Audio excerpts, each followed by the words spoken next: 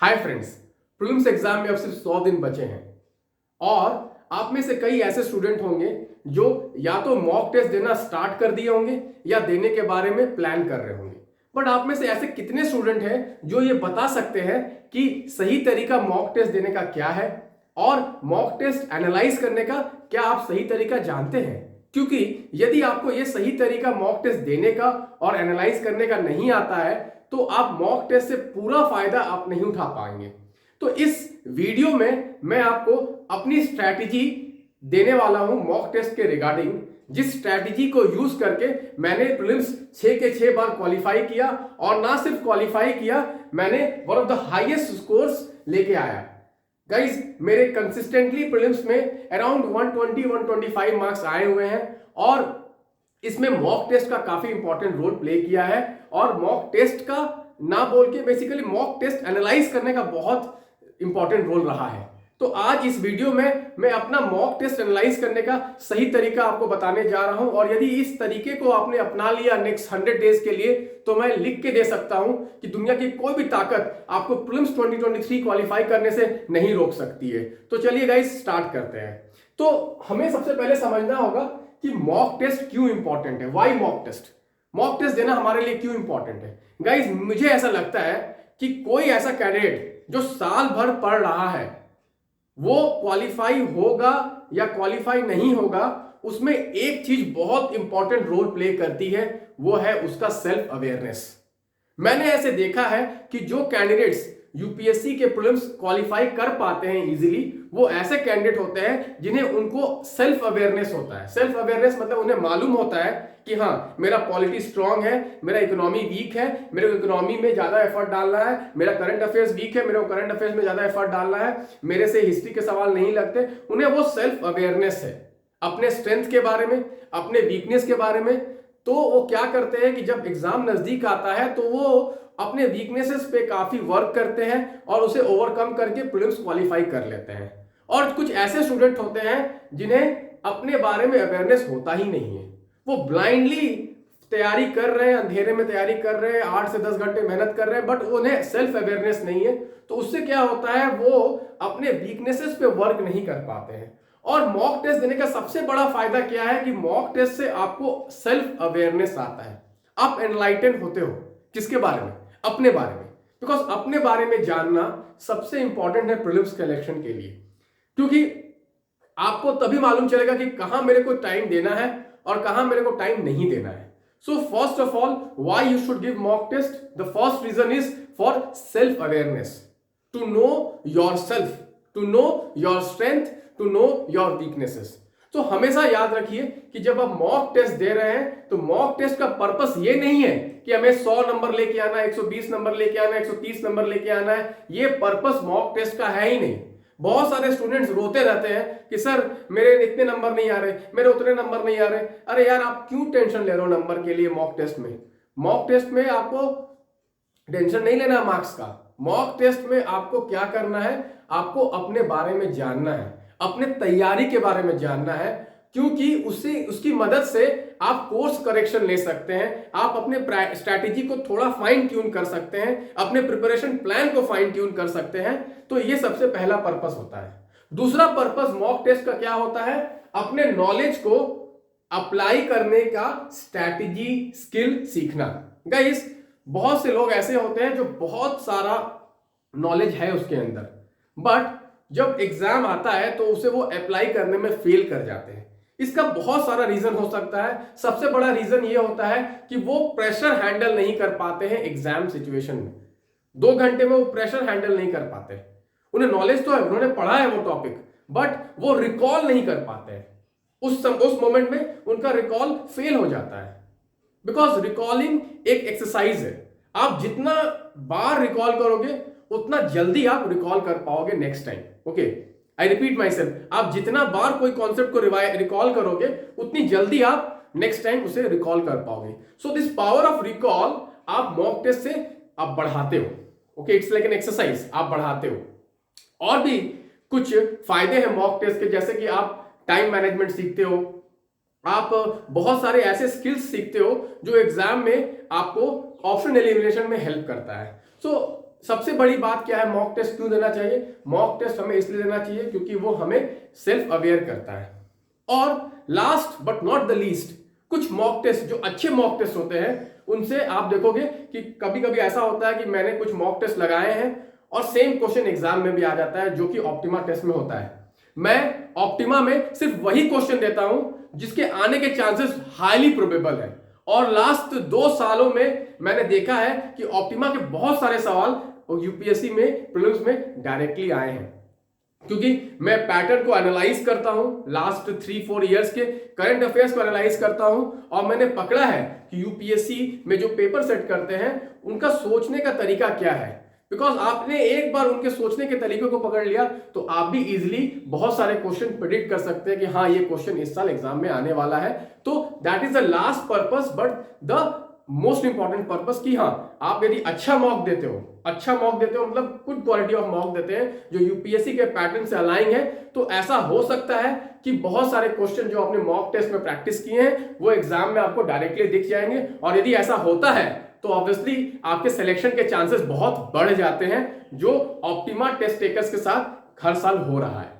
तो आप इस साल आप भी ऑप्टिमा टेस्ट दे सकते हो, बट आज का टॉक वो नहीं है, आज का पर्पस इस वीडियो का ये नहीं है। ये वीडियो का पर्पस है आपको बताना कि मॉक टेस्ट को कैसे देना है। तो आप देखते हैं कि मॉक टेस्ट को कैसे देना है। तो आप क्या करो, देखो होता क्या है कि एग्जाम में, प्रीलिम्स के एग्जाम में आप देखोगे 2 चीजें होती है, एक होता है नॉलेज और दूसरा होता है स्किल। आपको प्रीलिम्स में सिलेक्शन के लिए 2 चीजें चाहिए। मैं अपने एक्सपीरियंस से बता रहा हूं, मैं अपने प्रीलिम्स निकालने के एक्सपीरियंस से बता रहा हूं। एग्जाम प्रीलिम्स का निकालने के लिए आपको 2 चीजों की जरूरत पड़ेगी। एक तो नॉलेज की जरूरत पड़ेगी, बट क्या सिर्फ नॉलेज सफिशिएंट है प्रीलिम्स क्रैक करने के लिए? मैं बोल सकता हूं नहीं, नॉलेज सफिशिएंट नहीं है, क्योंकि मैंने ऐसे देखा है कि 60 क्वेश्चन के बाद, 60 से 65, मैक्सिमम 60 to 65 क्वेश्चन के बाद आपको ऐसे बहुत सारे क्वेश्चंस आएंगे यूपीएससी प्रीलिम्स में जो आप कॉन्फिडेंट नहीं हो, उसके बारे में आपने पूरा नहीं पढ़ा है। तो it is humanly impossible for anyone to say that okay, सिर्फ मैं बहुत नॉलेज इकट्ठा कर लूंगा और मैं नॉलेज के भरोसे मैं प्रीलिम्स का एग्जाम क्वालिफाई कर लूंगा। ये ह्यूमनली पॉसिबल है ही नहीं। और ये मैं बोल रहा हूं, मैं बोल रहा हूं, किसने बोल रहा हूं? इतना स्कोर करने के बाद बोल रहा हूं। मैंने 145 लाना, मतलब आप समझ रहे हो कितने क्वेश्चन मैंने अटेम्प्ट किए होंगे, कितना मेरे एक्यूरेसी रेट होगा? मोर देन 70% है स्कोर। तो सोच लो अटेम्प्ट कितना होगा और एक्यूरेसी रेट क्या होगा। देखो 139 देख लो आप कंसिस्टेंटली। तो ये मैं बोल रहा हूं कि यूपीएससी के एग्जाम में, प्रीलिम्स में नॉलेज के भरोसे आप इतना नंबर ला ही नहीं सकते हो, कभी नहीं ला सकते हो। आप पढ़ते रह जाओगे, नहीं आएगा। सो नॉलेज के साथ साथ हमें क्या चाहिए? नॉलेज के साथ साथ हमें वो स्किल चाहिए। स्किल किस चीज का? स्किल एलिमिनेट करने का, स्किल कॉमन सेंस अप्लाई करने का। क्योंकि मैंने ऐसे ऑब्जर्व किया है during my preparation and during last 2-3 years, जब मैं लोगों को प्रीलिम्स क्वालिफाई करने के लिए ट्रेन कर रहा हूं, कि यूपीएससी डेलिबरेटली ऐसे काफी सारे क्वेश्चन डालते हैं जो सिर्फ कॉमन सेंस और ऑप्शन एलिमिनेशन से ही सॉल्व हो सकता है। उसको यदि आप नॉलेज के चक्कर में पड़ गए तो आप पढ़ते ही रह जाओगे, 50 साल पढ़ते रह जाओगे। आप 100 के 100 क्वेश्चन नहीं बोल सकते हो कि हाँ मेरे को 100 के 100 क्वेश्चन के बारे में मालूम है, नहीं। Because we have to be humble enough to accept that we are not in position to know everything. So क्या जरूरत है? आपको नॉलेज की जरूरत है और आपको स्किल की जरूरत है। स्किल मतलब ऑप्शन एलिमिनेशन का, कॉमन सेंस अप्लाई करने का, ये एक स्किल है जो आप टेस्ट टेकिंग से ही सीख सकते हैं। आप उसके बारे में कितना भी आप पढ़ लो, कितने भी आपने वीडियोस देख लो, कितने भी आपने कोरा में ट्रिक्स पढ़ लो टॉपर्स के, बट रियली में आप तभी अप्लाई कर पाएंगे जब आप खुद अप्लाई कर रहे हैं, प्रैक्टिस कर रहे हैं मॉक टेस्ट में। गाइस, आपने बहुत बार देखा होगा कि ऐसे बहुत सारे टॉपर्स हैं, अपने मेंस के आंसर में बहुत सारा डायग्राम्स डालते हैं, बहुत सारा फ्लो चार्ट्स डालते हैं, और आप टॉपर्स के आंसर पढ़ते हो, बट जब आपकी लिखने की बारी आती है तो आप वो डायग्राम नहीं डाल पाते हो, आप वो फ्लो चार्ट नहीं डाल पाते हो। क्यों नहीं डाल पाते हो?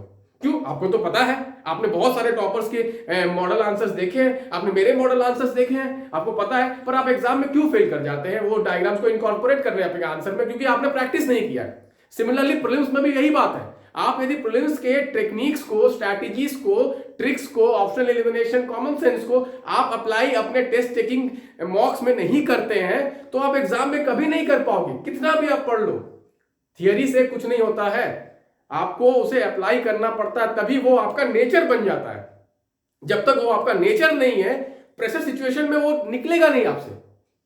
प्रेशर सिचुएशन में कुछ भी आर्टिफिशियल चीजें हैं आपके पास, आप उसे यूज कर ही नहीं पाओगे। प्रेशर सिचुएशन में आप वही चीज यूज कर पाओगे जो आपके अंदर इनग्रेन्ड है, जो आपका पार्ट बन चुका है। और आपका पार्ट कब बनेगा? वो तब बनेगा जब आप उसे प्रैक्टिस करोगे। ओके, सो मैंने ऐसे देखा है कि आप एग्जाम में दो चीज, आपको जब भी आप मॉक टेस्ट देते हो, ठीक है, तो आपने 2 घंटा लगाया, आपने 100 के 100 क्वेश्चन अटेम्प्ट किए, उसमें से हो सकता है आपने 50, 60, 70 अटेम्प्ट किए, 20 अटेम्प्ट नहीं कर पाए, 70 में आपने 50 सही अटेम्प्ट किए, 20 गलत अटेम्प्ट किए, ऐसा हो सकता है। अब आपको करना क्या है? फर्स्ट ऑफ ऑल आपको एक कॉपी मेंटेन करनी है, मॉक टेस्ट कॉपी। ओके, इस कॉपी में आपको हर टेस्ट के लिए, ओके, हर टेस्ट के लिए आपको 100 क्वेश्चन का एक टेबल बनाना है, ठीक है। तो इस 100 क्वेश्चन का आपको क्या करना है? एक टेबल बनाना है। टेबल में क्या लिखना है? आपको यहाँ टेस्ट नंबर लिखना है। मान लो टेस्ट नंबर, मान लो मेरे ऑप्टिमा के बारे में बताता हूँ, 1039, ओके, 1039, जस्ट 1 सेकेंड, मान लो 1039 पॉलिटी ऑप्टिमा, ठीक है, ये लिखना है। और आपको ये टेबल बनाना है। टेबल में क्या होगा? टेबल में फर्स्ट कॉलम होगा क्वेश्चन नंबर, दूसरा होगा टॉपिक, तीसरा होगा basic knowledge, applied knowledge, current knowledge, optional elimination, reading mistake. Okay, so ये जो है बेसिक नॉलेज, अप्लाइड नॉलेज और करंट नॉलेज, ये एक नॉलेज के ऊपर आप डाल सकते हो, ये 3 नॉलेज के अंदर आता है। और ये बेसिकली स्किल गैप आता है, optional elimination and reading mistake. तो हर क्वेश्चन के लिए, ओके, हर क्वेश्चन के लिए आपको क्या करना है? आपको यहाँ क्वेश्चन नंबर 1 लिखना है। जब आपने टेस्ट दे दिया, तो आपको करना क्या है? आपको बैठना है, एक एक क्वेश्चन नंबर 1 से देखना है। यदि क्वेश्चन नंबर ओके आपने सही सॉल्व किया और आपको ड्यूरिंग सॉल्व करने में कुछ स्ट्रगल नहीं आया, तो आपको ये भरने की कोई जरूरत नहीं है। मान लो क्वेश्चन नंबर 2, मान लो मैं यहाँ पे क्वेश्चन नंबर 2 लेता हूं, ठीक है, question number 2, okay, question number 2 आपका गलत हो गया, ठीक है। तो फर्स्ट ऑफ ऑल आपको टॉपिक लिखना है, ये गलत क्यों हुआ। सपोज ये टॉपिक आपका, आप जस्ट मैं बताता हूं, मैंने इसलिए एक सैंपल ले लिया है। ये एक यूपीएससी के क्वेश्चन का मैंने सैंपल लिया, आप इसे पढ़ सकते हो। एक यूपीएससी का क्वेश्चन है, ठीक है। मैं पहला ये भरता हूं, ये तीनों मैंने, मान लो मैंने गलत बनाया, ठीक है, मॉक टेस्ट में ये तीनों क्वेश्चन मेरे गलत हो गए, ठीक है। सपोज एक मैंने जस्ट एक केस स्टडी लिया, ये गलत हो गया एक क्वेश्चन। तो पढ़ते हैं हम लोग। Consider the following, the global ocean commission grants licence for seabed exploration and mining in international waters. India has received licence for mineral exploration in international waters. Rare earth minerals are present on the floor of international waters. Okay, so आप देखेंगे ये question गलत हुआ है। तो क्यों गलत हुआ है? तो ऑब्वियसली ये वाला जो ग्लोबल ओशन कमीशन है ये गलत है, इसकी जगह इंटरनेशनल सीबेड अथॉरिटी है, होता है। तो ये एक नॉलेज का पार्ट है। तो आप पीछे आते हैं, ठीक है। इस क्वेश्चन में आप क्या लिखते हो? आप लिखते हो, इसमें डाल सकते हो, टॉपिक क्या है? ये टॉपिक है ऑर्गेनाइजेशन, ओके, टॉपिक है organisation plus mineral resource, okay, ये हो गया आपका टॉपिक, ठीक है। क्या मेन प्रॉब्लम था? नॉलेज का गैप था। यस, नॉलेज का गैप था, बेसिक नॉलेज का गैप था। क्या आपको मालूम ही नहीं है इंटरनेशनल सीबेड अथॉरिटी ये काम करती है? आपको ये मालूम ही नहीं था कि ये जो लाइसेंसिंग देने का जो पावर है ये आपको इंटरनेशनल सीबेड अथॉरिटी का है। तो हो सकता है बेसिक नॉलेज गैप है। दूसरा हो सकता है अप्लाइड नॉलेज गैप है, तो यहाँ तो अप्लाइड कुछ खास है नहीं, तो हो सकता है ये वाली कुछ प्रॉब्लम नहीं है। फिर आपका करंट अफेयर्स का गैप है, मतलब हो सकता है आपको, हो सकता है ऐसा भी हो सकता है, आप देख सकते हो कि हो सकता है मेरे को ये मालूम है पर मेरे को ये नहीं मालूम है कि इंडिया को लाइसेंस अभी मिला है या नहीं मिला। ये करंट अफेयर्स का पार्ट है। तो आपको यदि करंट अफेयर्स का नॉलेज का गैप है तो यहाँ पे लिखना है कि अभी गैप, ओके, यहाँ पे वो गैप के बारे में लिखना है कि इंडिया हैज गॉट लाइसेंस, ये लिखना है, ठीक है, करंट का। और मान लो ये क्वेश्चन ऐसा था जो आप ऑप्शनल एलिमिनेशन से सॉल्व कर सकते थे, okay, directly optional elimination solve कर सकते थे, पर आप एग्जाम में लगा नहीं पाए, तो आपको यहां लिख देना है यहाँ ऑप्शनल एलिमिनेशन, ओके, क्या है, एक्सट्रीम वर्ड है, ठीक है, ऑपोजिट, जो भी ऑप्शनल एलिमिनेशन का जो भी रूल है वो यहाँ लिख देना है। और यदि वो रीडिंग मिस्टेक है, मतलब आपने हड़बड़ी में पढ़ा, आपने सही से नहीं पढ़ा, इनकरेक्ट को करेक्ट पढ़ लिया, करेक्ट को इनकरेक्ट पढ़ लिया, ओके, आपने 2 ही ऑप्शन पढ़ा, तीसरा आपने पढ़ा ही नहीं और आपका तीसरा मतलब गलत हो गया वो क्वेश्चन, तो आप यहां भी वो लिख सकते हैं इनकम्प्लीट रीडिंग, जो भी होगा, इनकम्प्लीट रीडिंग मिस्टेक या हाई, ओके, या रीडिंग मिस्टेक, ठीक है, जो भी मिस्टेक होगा आप यहाँ पे वो लिख सकते हैं। तो ऐसे क्या होगा, आप कलर डिफरेंट कलर्स ले सकते हैं। क्वेश्चन नंबर 1, ओके, आपका सही था, सब कुछ सही था, तो आप इस पे कुछ कमेंट्स नहीं भी डालोगे तो चलेगा। क्वेश्चन नंबर 2, मान लो आपका गलत हो गया, ठीक है, तो आपको ये भरना है, क्या भरना है आपको, बेसिक नॉलेज, मान लो बेसिक नॉलेज का प्रॉब्लम है तो बेसिक नॉलेज, अप्लाइड नॉलेज, मान लो अप्लाइड नॉलेज का प्रॉब्लम है। जैसे मैं छोटा सा एग्जांपल लेता हूं, ओके, मान लो फिस्कल डेफिसिट पे क्वेश्चन है, फिस्कल डेफिसिट पे क्वेश्चन है, ओके, बट अप्लाइड क्वेश्चन है। अप्लाइड क्वेश्चन कैसे है, वो पूछ रहा है कि इनमें से क्या स्टेप्स गवर्नमेंट ऑफ इंडिया को लेना चाहिए जिससे फिस्कल डेफिसिट कम हो जाएगा। तो ये डायरेक्ट फिस्कल डेफिसिट नहीं, इसका एप्लीकेशन पार्ट है।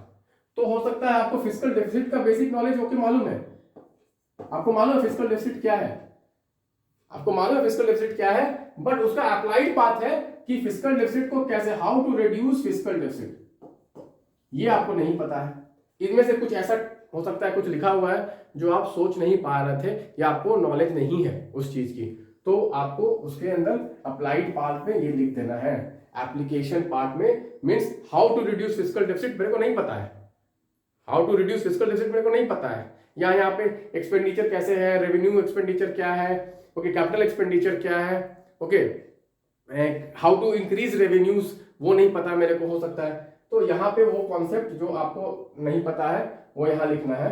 मान लो उसमें कुछ करंट अफेयर्स का पार्ट है, मान लो उसमें कुछ करंट अफेयर्स का पार्ट है, अभी गवर्नमेंट ने कुछ स्टेप्स ऐसे लिए हैं जिसमें फिस्कल डेफिसिट कम करने के लिए गवर्नमेंट ने कुछ ऐसे एफर्ट्स किए हैं, ओके, फॉर एग्जांपल गवर्नमेंट ने अभी आने वाले बजट में गवर्नमेंट ने कुछ मनरेगा का या कोई भी ऐसा स्कीम है उसमें, suppose just I am taking one case, suppose government ने सोशल एक्सपेंडिचर में कुछ कट किया है, तो उससे क्या होगा, ऑब्वियसली एक्सपेंडिचर कट होगा तो फिस्कल डेफिसिट रिड्यूस होगा, ओके। सो करंट का क्या एस्पेक्ट है वो वहां पे लिख देना है, मानो वो आपको नहीं पता था, मानो वो मिसिंग है तो वो यहाँ मेंशन कर देना है। और ऑब्वियसली यदि मान लो वो क्वेश्चन ऐसा था कि जो ऑप्शनल एलिमिनेशन से बन सकता था तो आपको वो यहाँ लिखना है, और यदि रीडिंग मिस्टेक है तो वो यहाँ लिखना है।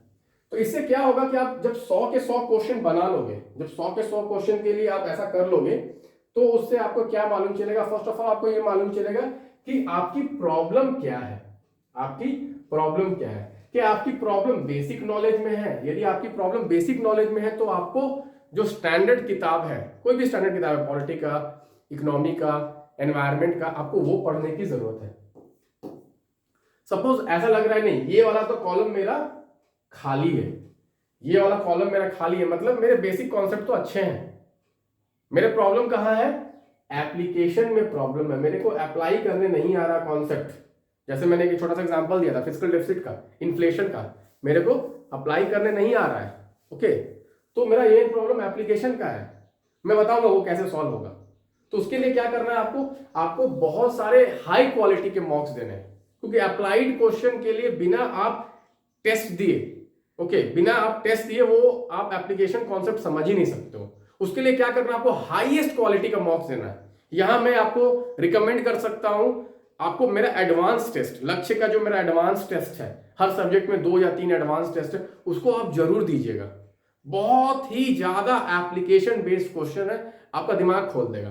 कह यार इस टॉपिक में भी ऐसा क्वेश्चन आ सकता था, इस टॉपिक में भी ऐसा क्वेश्चन आ सकता है। और ऐसा देखा गया है कि बहुत सारे मेरे जो स्टैटिक टेस्ट है लक्ष्य के, एनसीईआरटी के और एडवांस टेस्ट के, वो डायरेक्ट एग्जाम में आए हैं, ठीक है। तो उसके लिए ये टेक्निक ये हो गया। तीसरा, मान लो आपका ये भरा हुआ है, ये भरा हुआ है, करंट वाला एस्पेक्ट पूरा भरा हुआ है, इसका मतलब क्लियर कट है आपने करंट अफेयर साल भर पढ़ा ही नहीं है, आपने करंट अफेयर्स साल में पढ़ा ही नहीं है, आपका करंट अफेयर्स बहुत ही वीक है, तो आपको करंट अफेयर्स पे टूट जाना है। टूट जाना मतलब काफी टाइम देना है, क्योंकि करंट अफेयर्स के बिना तो भाई यूपीएससी प्रीलिम्स नहीं निकल सकता है। तो आपको एक आइडिया लग जाएगा कि मेरा प्रॉब्लम कहाँ है। बहुत सारे लोग क्या होते हैं, प्रॉब्लम यहां होता है और टाइम वेस्ट यहां कर रहे हैं। बहुत सारे लोगों का प्रॉब्लम यहां होता है और टाइम वेस्ट यहां कर रहे हैं।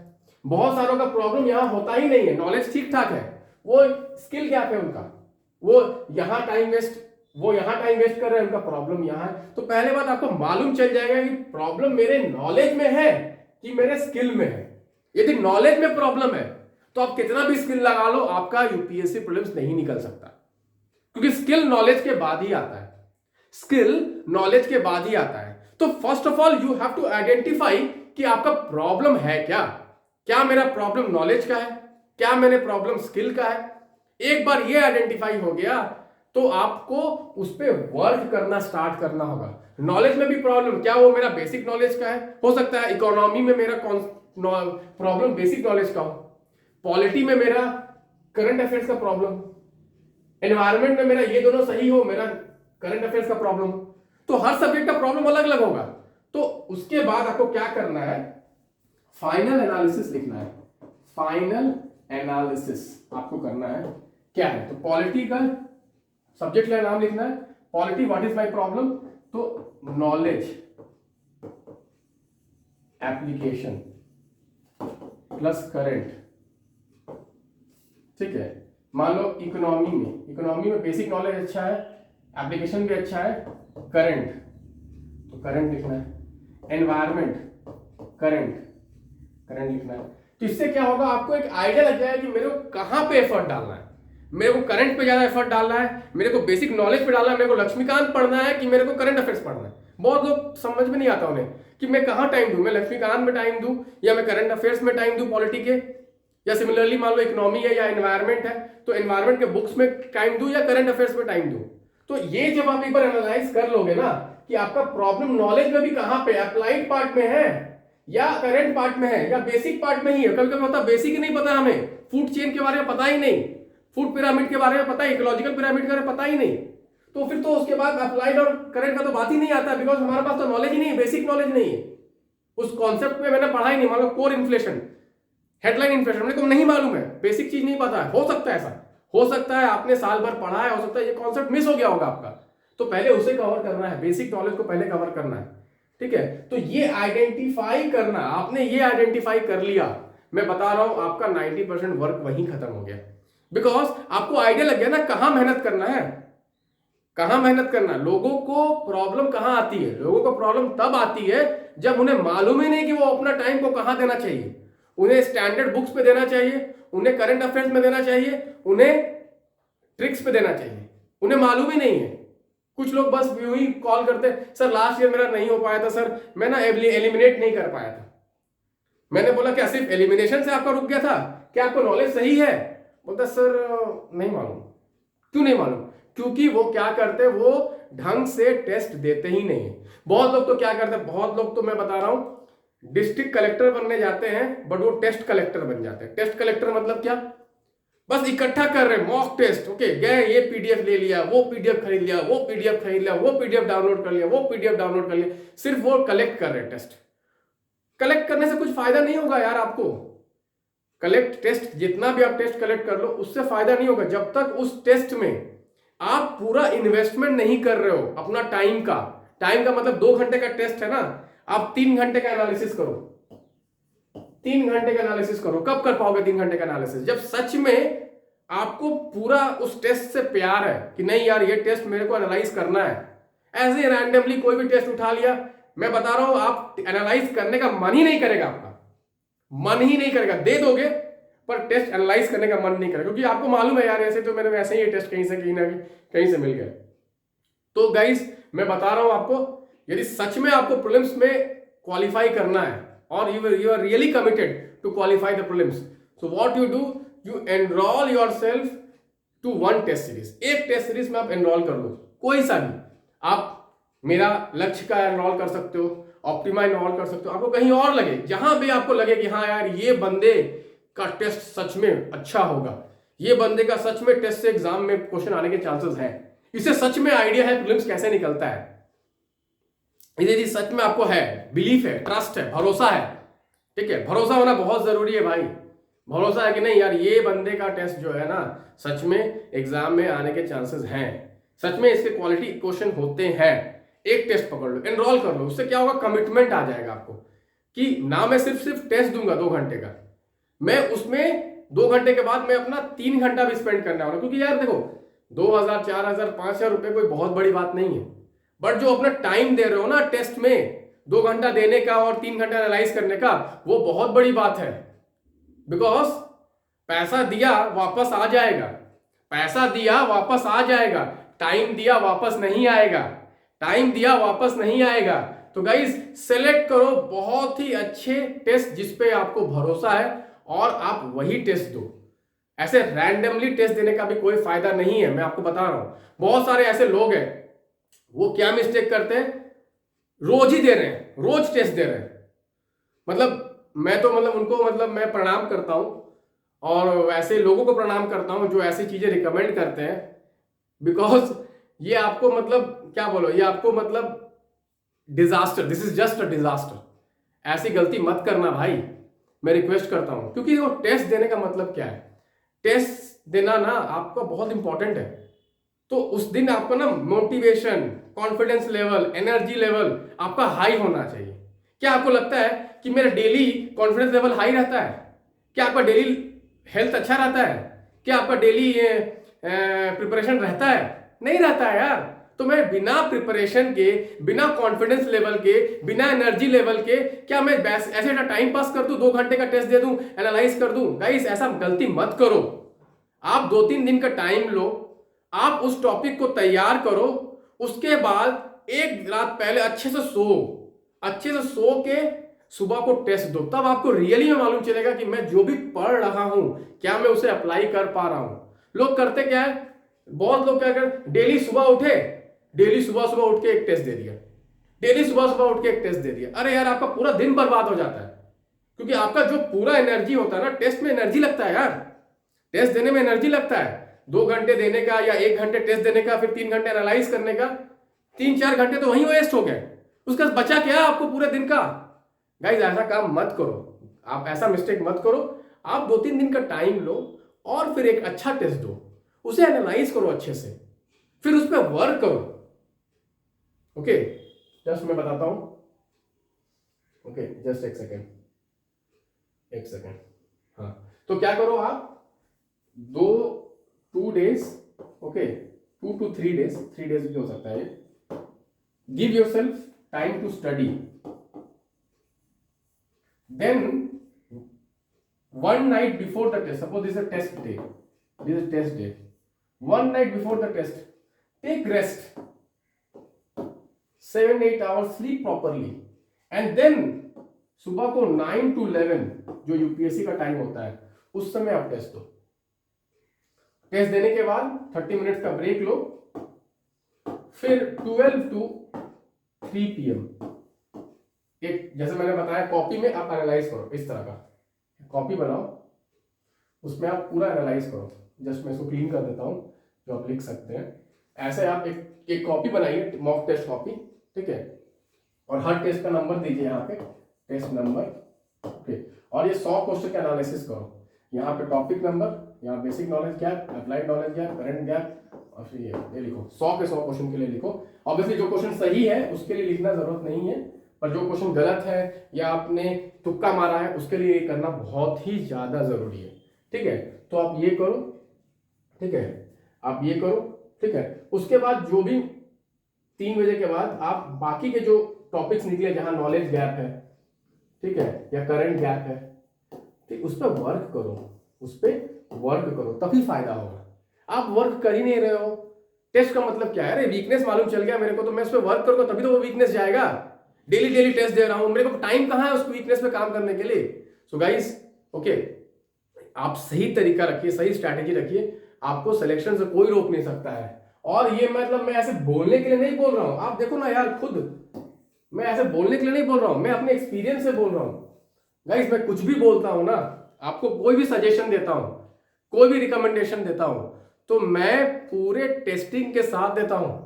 मैंने खुद अप्लाई किया है अपने लाइफ में, उसके बाद मैं रिकमेंड करता हूं।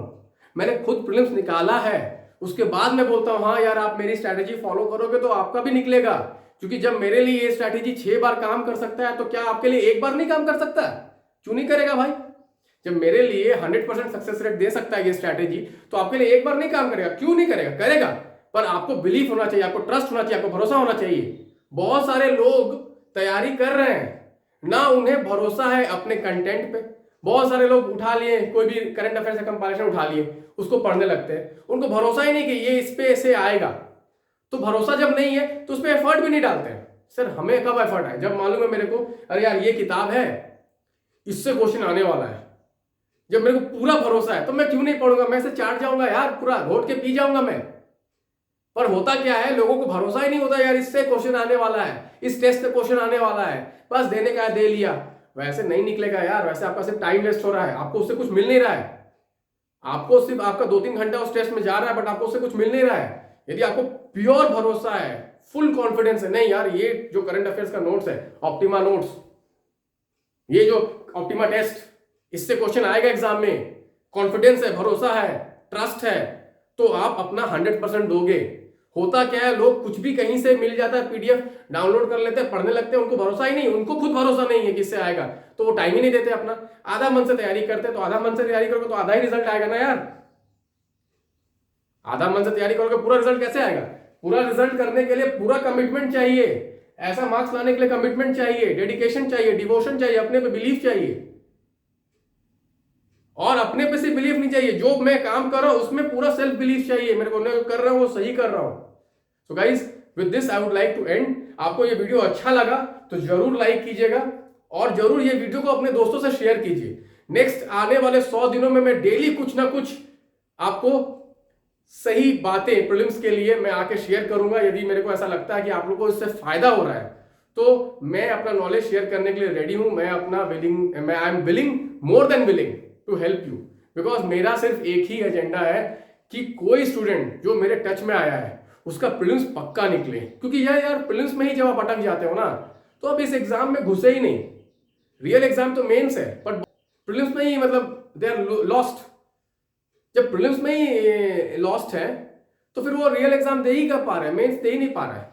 ठीक है, so guys please take the prelims exam very sincerely and best of luck for your prelims exam. Bye bye, take care.